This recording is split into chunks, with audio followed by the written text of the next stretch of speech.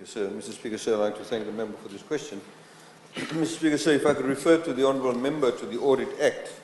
Under the Audit Act, the Auditor General has the power to conduct performance audits. Under Section 6A, the Auditor General may consider any audit the Auditor General considers it necessary to determine, I'd like to read it out to the Honourable Member, whether an entity the Auditor General may or may not audit under Section 6 is achieving its objective effectively and doing so economically and efficiently in compliance with all relevant acts.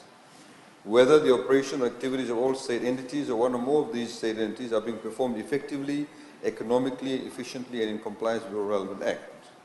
The Auditor General is to determine the intervals at which the performance audits of a particular entity or entities are to be conducted and the number of performance audits to be conducted in each financial year.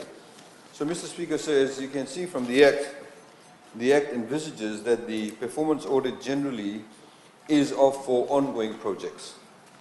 The Health for Homes initiative, Mr. Speaker, so is a one-off project under the natural disaster that took place during Cyclone Winston. It was the largest initiative government has put in place in respect of helping people rebuild their homes.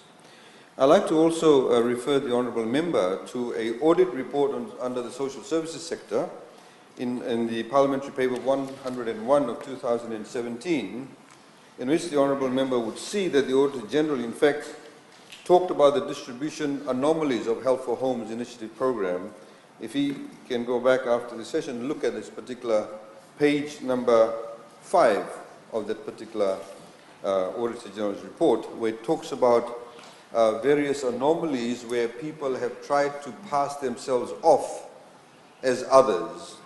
And of course, the Auditor General does, in the observation, Mr. Speaker, sir, say that the Ministry will ensure that proper detailed vetting processes be adopted to ensure the accuracy of information processed to avoid mismanagement and fraudulent activity. Now, Mr. Speaker, sir, as we all know that this was in fact carried out through the Ministry of Poverty Alleviation. This is why it's in the audit report of the Social Services. However, the Ministry of Economy had also an internal audit team that went around essentially randomly checking or vetting those people who had applied. And Parliament may also be aware, Mr. Speaker, so it was in the previous session that we had brought it to the attention of Parliament when questions had been asked that some people in fact were prosecuted through the criminal justice system where they had made fraudulent claims, and therefore some people also successfully prosecuted in that respect, Mr. Speaker, sir. So to highlight to the Honourable Member, performance audits are done on ongoing projects. However, there has already been an audit observation made in respect of Health for Homes and also in respect of the laws that have been put in place. Also, Mr. Speaker, so I'd like to highlight to the Honourable Member, he was not here in the last session of Parliament, the previous session of Parliament. And Parliament had also approved the False Information Act.